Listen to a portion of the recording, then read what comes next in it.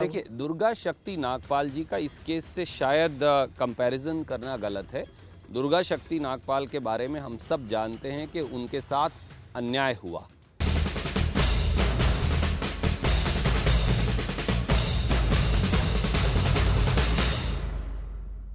नमस्कार, भारत भाग्य विधाता में आपका स्वागत है।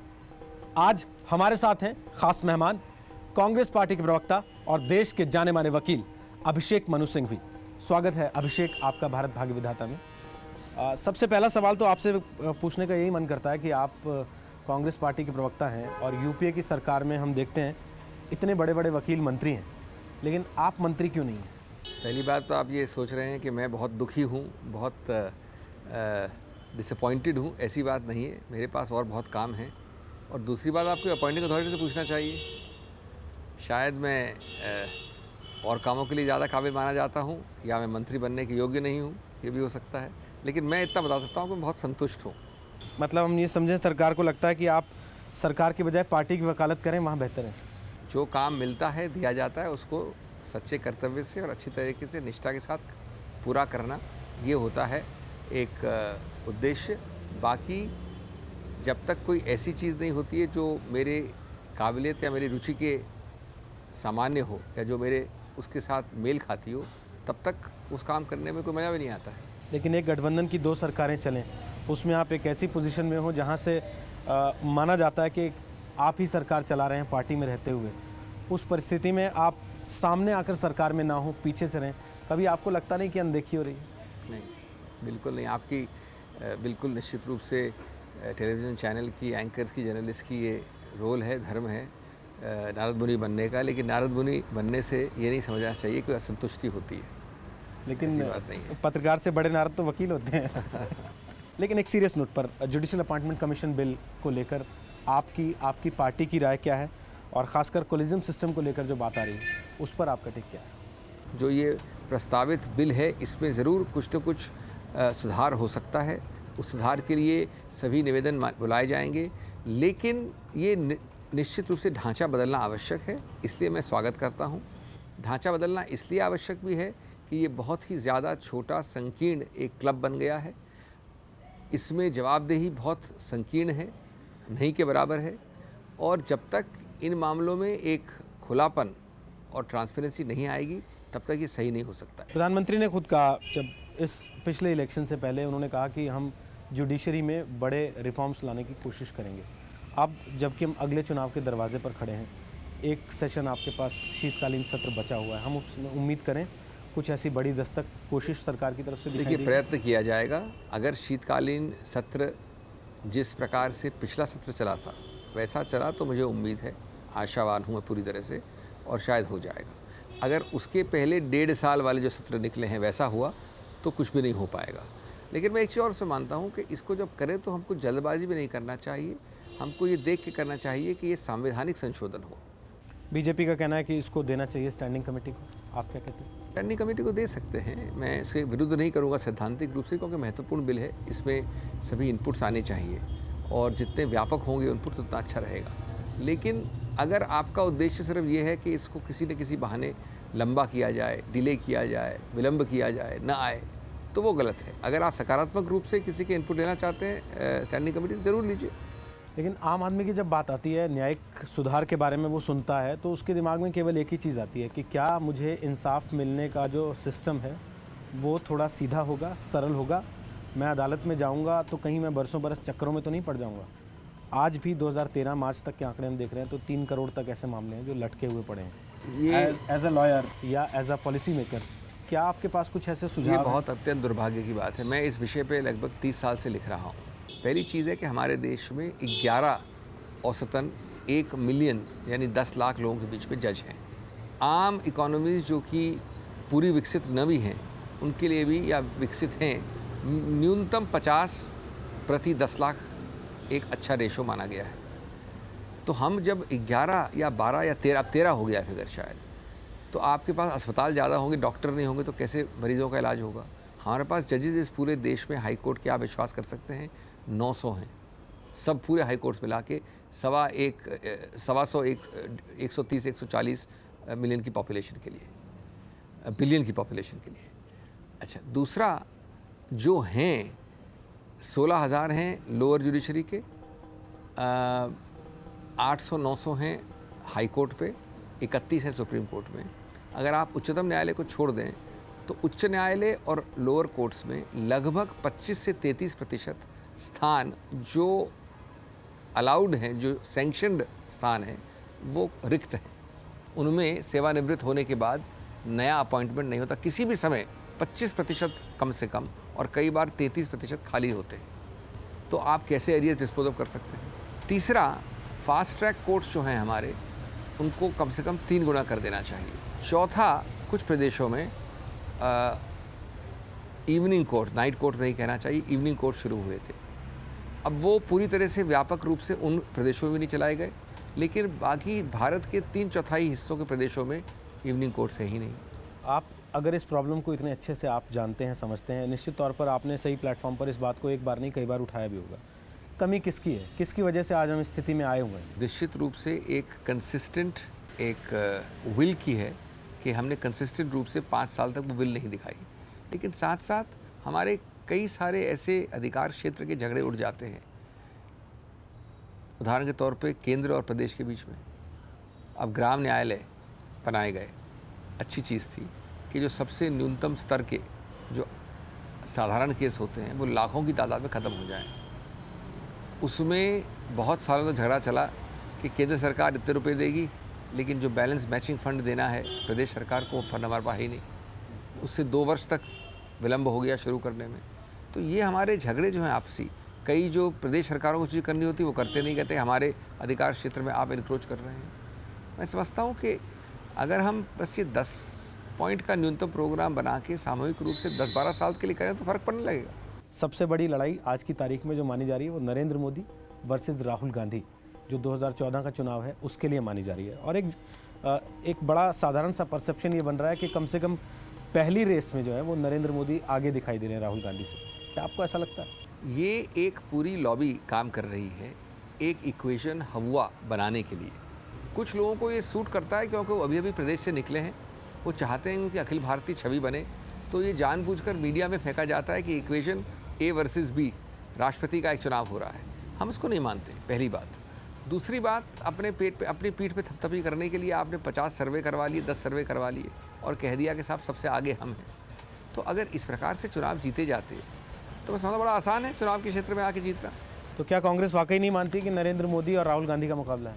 नहीं, कांग्रेस ये नहीं मानती कि इस पूरे चुनाव का शुरुआत और अंत नरेंद्र मोदी से होती है। कांग्रेस ये नहीं मानती कि ये कोई प्रेसिडेंशियल चुनाव है जिसमें कि हर चीज़ में हम सब काम छोड़ के बैठ के अगर नरेंद्र मोदी छींके तो उसके ऊपर हम टिप्पणी दें, अगर नरेंद्र मोदी उधर देखें तो हम आपके पास आएँ दौड़ते हुए, उधर देखें तो ये बिल्कुल हमारे, ये ज़रूर हमसे पूछा जाता है, कहा जाता है और कुछ हद तक हम एक प्रत्युत्तर देते हैं जब हमारे बारे में कोई टिप्पणी की जाती है। लेकिन आप मानते हैं मोदी की रैलियों में भीड़ ज़्यादा आ रही है और भीड़ कोई पैमाना है? भीड़ बहुत बार एक नई चीज़ के लिए आती है और ये हमने बार बार देखा है भारतीय राजनीति में। और निश्चित रूप से गुजरात से पहली बार निकला हुआ व्यक्ति में एक नॉवेल्टी वैल्यू है, मैं सहमत हूँ आपसे। नॉवेल्टी वैल्यू, भीड़, वोट और सरकार, ये 4 अलग अलग चीज़ें हैं। अगर इन 4 चीज़ों का फ़र्क नहीं समझ सकते या मोदी साहब या बीजेपी, तो मैं समझता हूँ दुर्भाग्य की बात है और ये हमको राजनीतिक इतिहास ने बार बार दिखाया है। लेकिन नया रूप तो हम राहुल गांधी का भी देख रहे हैं इस बार। उनको देखने क्यों नहीं आ रही फिर पब्लिक इतनी? मैं नहीं समझता, पहले कभी आपने ऐसे रूप में देखे नहीं होंगे। मैं नहीं समझता कि राहुल गांधी को देखने नहीं आ रही पब्लिक को एकदम सही कोई वक्तव्य है। मैं नहीं समझता कि कांग्रेस के प्रति कोई ऐसी धारणा है लोगों की कि कांग्रेस को हज़ारों की तादाद में छोड़ के लोग मोदी की तरफ जा रहे हैं। मैं इसको बिल्कुल मिथ्या प्रचार समझता हूँ। लेकिन पार्टी का कहना है कि असल में उनके नाम का ऐलान होने के बाद जो पहला लिटमस होगा निश्चित रूप से, देखिए इतने जद्दोजहद बाद वो निकला है नाम, आपसी इतनी मार काट के बाद तो नाम निकला है। उनकी एक्सेप्टेबिलिटी अभी तक बीजेपी में नहीं हो पाई थी। आपने देखा है कितने प्रतिद्वंद के बीच में निकला है। अभी तो उनको एक्सेप्टेबिलिटी अगर बीजेपी में हुई है अब तो उनको एनडीए में करनी है एक्सेप्टेबिलिटी, और जब एनडीए में होगी उसके बाद वो देश की सोच सकते हैं। जो लोग उनकी तरफ इतने आकर्षित होते हैं, क्या उससे ज़्यादा उनकी तरफ घृणात्मक रूप से देखते हैं, ये भी देखना है। और मैं सिर्फ अल्पसंख्यकों की बात नहीं कर रहा हूँ, बहुत एक विभाजन करने वाले फिगर बन गए हैं। और मैं समझता हूँ कि भारत की अस्मिता ये है कि इस देश को अंततोगत्वा कोई भी ऐसा व्यक्ति नहीं चला सकता जिसकी छवि, जिसका ट्रैक रिकॉर्ड, जिसकी सोच या परसेप्शनली जिसको लोग समझते हैं कि वो विभाजन की राजनीति करता है। इसलिए आपने अब ये अल्पसंख्यक वाली बात छेड़ी दी है, तो राहुल गांधी ने जो बयान दिया आईएसआई और मुजफ्फरनगर दंगों के पीड़ितों को लेकर, उससे मैसेज ये गया, बहुत से मुस्लिम धर्मगुरुओं ने सीधे आकर कहा कि राहुल गांधी हमें डरा कर राजनीति कर रहे हैं। क्या आपको नहीं लगता कि असल में जो आरोप आप मोदी पर लगाते आए हैं अब तक, इस बार वो ठप्पा राहुल गांधी ने अपने ऊपर ले लिया? न अल्पसंख्यक, न धर्मगुरु दूध पीते बच्चे हैं, न वो घास खाते हैं कि उनको डरा के आज 2013 में वोट लिया जा सके या 2014 में। ये मिथ्या प्रचार है, ये उन लोगों की इंटेलिजेंस को इंसल्ट करने वाली बात है, अपमानित करने वाली बात है। राहुल गांधी ने क्या कहा? राहुल गांधी की शैली है, वो उदाहरण के तौर पे उदाहरण देते हैं और फिर उसके बारे में उसके आधार पर अपना सिद्धांत बताते हैं। उन्होंने एक बात बहुत सरल कही है और मैं समझता हूँ उसमें इतनी आपत्ति जानबूझ के मोदी जी ने करवाने की प्रयत्न किया है, लेकिन उसमें कोई आपत्तिजनक चीज़ नहीं है। उनका क्लियर उद्देश्य ये था, अगर उनके वक्तव्य को ध्यान से देखें, कि कुछ बहुत कम मात्रा में ऐसे इस देश में मिसगाइडेड एलिमेंट्स हैं जिनका काम है मिथ्या प्रचार करना, जो इस प्रकार के आक्रोश को एक्सप्लॉइट करते हैं। मैं आपके अंदर आक्रोश पैदा करता हूं और फिर मैं आके उसको एक्सप्लॉइट करता हूं।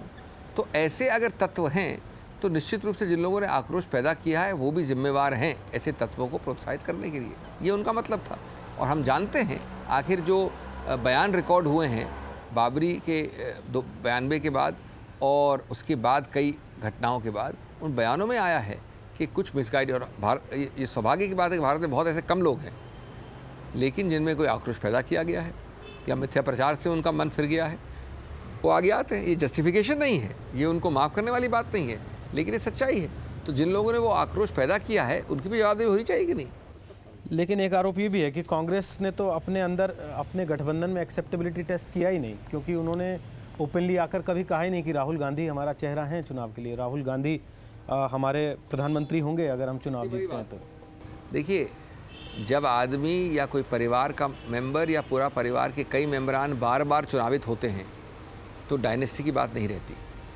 और आपको डायनेस्टी याद नहीं आती जब आपके सिर्फ 2 या 3 बचे हैं गठबंधन के पार्टनर, आपके यानी बीजेपी के। कौन है पार्टनर आज उनके?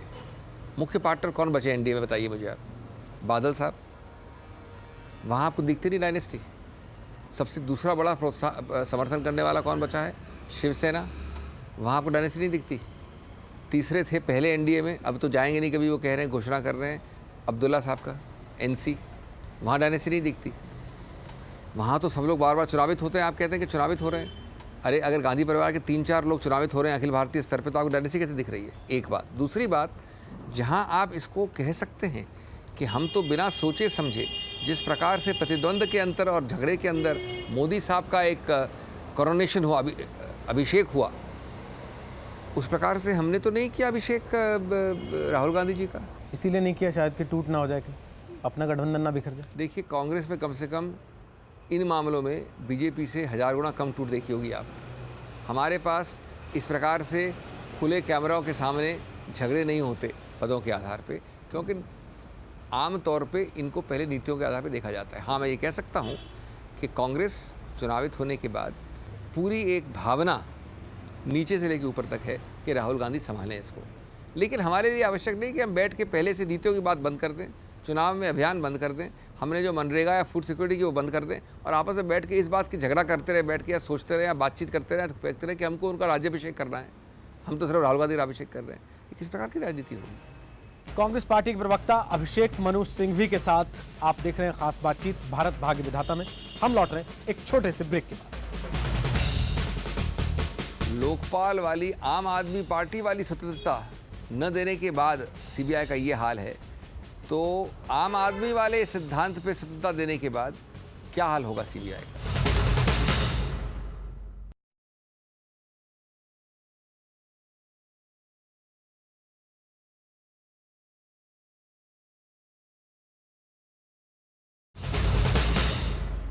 ब्रेक के बाद एक बार फिर से आपका स्वागत है भारत भाग्य विधाता में।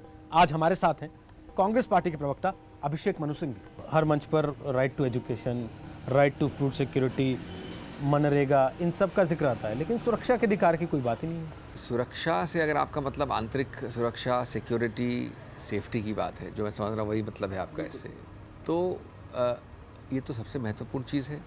देखिए, भारत एक विशाल देश है और सुरक्षा जो आपने कहा पूरी तरह से हमारे संविधान के अंदर एक ऐसी लिस्ट में दी गई है कि अगर मैं टेक्निकल न होना चाहूँ तो अधिकार क्षेत्र एक्सक्लूसिवली प्रदेश का होता है। तो अल्टीमेटली सुरक्षा आपको ग्राउंड पे मिलती है। जो विषय जिनमें केंद्र सरकार का हस्तक्षेप होता है वहाँ भी जब तक ग्राउंड में मजबूत ना हो, और मैं इसमें राजनीति की बात नहीं कर रहा हूँ, कांग्रेस रूल स्टेट में भी हो सकता है इस पर अपवाद, और बीजेपी वाले प्रदेशों में भी हो सकता है अपवाद, लेकिन सुरक्षा आपको ग्रास रूट्स पे स्ट्रेंथन करनी होती है। पिछले साल ही सुप्रीम कोर्ट ने कहा कि वीआईपीज़ की सुरक्षा को लेकर आपको सोचना चाहिए। आपके पास इतने सुरक्षाकर्मी नहीं हैं जितने आप झोंक दे रहे हैं अपने वीआईपीज़ की सुरक्षा में, और उसके बावजूद पिछले करीब 1 साल के अंदर या 12-11 महीने के अंदर कम से कम 7 वीवीआईपीज़ को एक्स्ट्रा सुरक्षा कवर दिया गया। देखिए, ऐसा है, इंडिविजुअल्स की बात नहीं करना चाहता मैं, और जहाँ फ़र्क पड़ता है वो 7 लोगों की वीवीआईपी सुरक्षा फ़र्क नहीं पड़ता है। फ़र्क पड़ता है कि मैं निश्चित रूप से सहमत हूँ कि जो बहुत बड़ा एक नंबर है, बहुत बड़ा जो एक संख्या है जिसमें आप सिक्योरिटी कवर देते हैं, वो बिल्कुल मैं सहमत हूँ, कम होना चाहिए। और आपको आश्चर्य होगा, केंद्र सरकार में सिर्फ नहीं है ये, इससे कहीं ज़्यादा प्रदेश सरकार में है। आपको लगता है कि नेता और जनता के बीच का जो गैप पिछले कुछ समय में आया, उसका फ़ायदा बहुत से लोगों ने उठाया, यहाँ तक फ़ायदा उठाया कि एक नई राजनीतिक पार्टी खड़ी हो गई है जिसका दावा यही है कि हम जनता के करीब हैं इसलिए हमें वोट मिलना चाहिए, और उसका नुकसान आपको अभी तक उसकी कसौटी, उसकी पहचान अभी तक टेस्ट होनी बाकी है, तो थोड़ा इंतज़ार करना है हमें। कई ऐसी चीज़ें हैं आज के समय में, कभी महंगाई बढ़ती है, कभी सुरक्षा प्रॉब्लम होती है, तो एक आक्रोश होता है। अब उसके लिए आप पूरे सिस्टम को फेंक दें, और मेरी सबसे बड़ी, मैं समझता हूँ कोई अच्छे सकारात्मक सुझाव होते हैं ऐसे लोगों के, ये सक्रिय हो रहा है, अच्छी बात होगी, लेकिन मेरी सबसे बड़ी जो दुविधा है और जो एक प्रश्न चिन्ह है कि ऐसे व्यक्ति आपको ये हमेशा बताते हैं कि क्यों किस चीज़ को तोड़ना है और 50 चीज़ों को तोड़ना है, लेकिन ये नहीं बताते कि किस चीज़ को कब बनाना है और कैसे बनाना है या सुधारना है। आप लोकपाल के लिए कह रहे हैं? मैं लोकपाल की बात नहीं कर रहा हूँ, मैं लोकपाल की तो ज़्यादा आदर्शवादी लोकपाल दिया गया। लोकपाल की बात नहीं। आप हमारी अगर लोकपाल की रिपोर्ट को पढ़ें तो मैं नहीं समझता कि आप इससे ज़्यादा व्यापक और इंक्लूसिव कोई रिपोर्ट पाएंगे। यही व्यक्ति जो आजकल आम आदमी पार्टी में हैं, ये 6 के 6 7 के 7 लोग 3 बार लगभग सामूहिक रूप से 20 घंटे तक हमारे सामने एविडेंस दे के गए हैं और पूरे संतुष्ट थे। और ये रिपोर्ट हमारी वाली, मैं बिल की बात नहीं कर रहा हूँ जो बाद में आया, जो हमारी रिपोर्ट है उसमें 31 लोगों की समिति जिसका मैं अध्यक्ष था, 17 पार्टियाँ, 25 मुद्दों पे हमने किताब लिखी, 25 चैप्टर्स हैं, 25 मुद्दे हैं। उनमें से 20 मुद्दों में 100% सामूहिक सहमति, 2 मुद्दों में 4 या 5 का डिसेंट, एक और मुद्दे में 2 या 3 का डिसेंट, एक मुद्दा है जिसमें कि 7-8 का डिसेंट बस। सो सब में बहुमत है। तो ऐसा नहीं है, काम जब करना होता है तो आपको कोई ना कोई प्रत्यक्ष करना। अब सबकी निंदा करें, सबको तोड़ें तो फिर काम कैसे आगे चलेगा? लेकिन एक बात है, क्या हमारे अंदर या आम लोगों के अंदर एक ये धारणा क्यों आ गई कि लोकपाल नहीं होगा तो भ्रष्टाचार खत्म नहीं होगा? लोकपाल भ्रष्टाचार के विषय में एक बहुत संकीर्ण सी इलाज है, उसको हमको सशक्त करना चाहिए। कैसे पकड़ा जाए, प्रोसिक्यूट किया जाए, पनिश किया जाए। भ्रष्टाचार के 50 और जो कानून हैं या कारण हैं उनको लोकपाल एड्रेस नहीं करता। इसका मतलब ये नहीं कि लोकपाल को नहीं रखना चाहिए, लेकिन ये दिमाग में बैठा देना और इससे आकांक्षाएं बढ़ा देना अत्यंत निराशाजनक और दुर्भाग्य की बात होगी, क्योंकि इसके बाद आपकी जो आकांक्षाएं हैं वो गिरेंगी जोर से। पर आपको लगता नहीं कि लोगों का भरोसा ऐसी चीज़ों की तरफ ज़्यादा चला गया क्योंकि एक माहौल बन गया कि सीबीआई एजेंसी जो है वो स्वतंत्र नहीं है, उसको विपक्ष ने नाम दे दिया कांग्रेस ब्यूरो ऑफ इन्वेस्टिगेशन। क्या वाकई संवैधानिक संस्थाएं सरकार के इतने दबाव में हैं, काम करती हैं? सुप्रीम कोर्ट तक ने कह दिया अब तो तोते को आज़ाद करिए पिंजरे से। देखिए, ऐसे शब्दों का इस्तेमाल करने से इसको स्थायी रूप से समझना बहुत बड़ा गलती होगी। मैं आपको उदाहरण दूं, अगर CBI Congress bureau of investigation होता तो अभी आप जो देख रहे हैं सीबीआई के एक कोलगेट के एक प्रमुख केस के बारे में, क्या आपको लगता है कि CBI Congress bureau of investigation है? दोनों में विरोधाभास नहीं लगता आपको? और अगर लोकपाल वाली आम आदमी पार्टी वाली स्वतंत्रता न देने के बाद सीबीआई का ये हाल है, तो आम आदमी वाले सिद्धांत पे स्वतंत्रता देने के बाद क्या हाल होगा सीबीआई का? पर सीएजी ने बहुत परेशान किया आपको पिछले कुछ दिनों में। देखिए, सीएजी एक बहुत महत्वपूर्ण अपनी जगह पे सही संस्था है। मैं सीएजी की कई निंदाओं जो हुई हैं कई शब्दों में, उससे मैं सहमत नहीं हूँ और मैं समझता हूँ कि उसको कोई हम गाली गलौज पे नहीं करना चाहते हैं। लेकिन सीएजी को भी अपनी मर्यादा और धर्म के अंदर रहना आवश्यक है। सीएजी को ये फ़र्क करना, वेरिफिकेशन, आंकड़ों, अरिथमेटिक और दूसरी तरफ नीति, जो प्योर नीति है, इस पे फ़र्क करना आवश्यक है। सीएजी को संविधान ने ये अधिकार क्षेत्र नहीं दिया है कि वो नीति बनाए और या नीति को क्वेश्चन करे। पर कोलगेट में जो हुआ है और हाल फिलहाल में जो हुआ है, जिस तरीके से पीसी परख का नाम आने के बाद ब्यूरोक्रेसी में एक ये मैसेज गया कि हो सकता है कि सरकार अपने को बचाने के लिए अफसरों पर टोपी ट्रांसफ़र कर दे। मैंने इस पर कई बार खुली टिप्पणी की है। उल्टा ये एक बहुत अच्छा उदाहरण है कि किस प्रकार से अगर आप कुछ संस्थाओं को जवाबदेही से बाहर निकाल देंगे तो गलतियां कर सकती। निश्चित रूप से अगर सीबीआई के 2 पन्ने की एफआईआर में सिर्फ 2 आधार हैं, एक मैं लिखित रूप से बता रहा हूँ आपको कि हम उसमें लिखा है कि कोई आधार नहीं है कि मैंने पैसे दिए आपको या आपको कोई फ़ायदा हुआ, कोई फ़ायदा हुआ भी नहीं है।